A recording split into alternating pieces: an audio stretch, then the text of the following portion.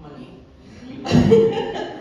I don't want to really focus on democratize because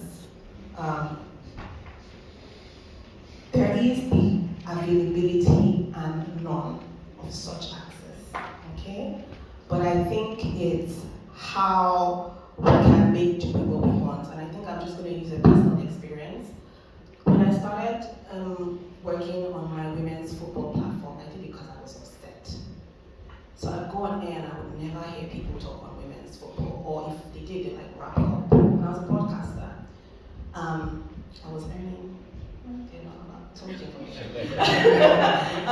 Yeah, and I wasn't earning a lot at the time, and I just had this passion. I was like, you know what, I want to make sure that there's a platform where we have this information on there and people will have the access to it at my personal cost, which is the funding, which is my salary, and a little bit of begging around people, like family and friends. I want to set up this website, you know, I want to be able to spend money on digital marketing, you know, at that point in time.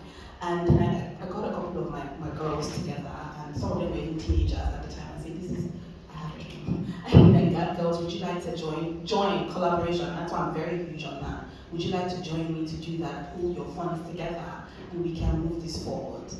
Fast forward a couple of years after, we moved from just writing stories to taking videos, going to different live venues in the community and taking videos and stuff like that.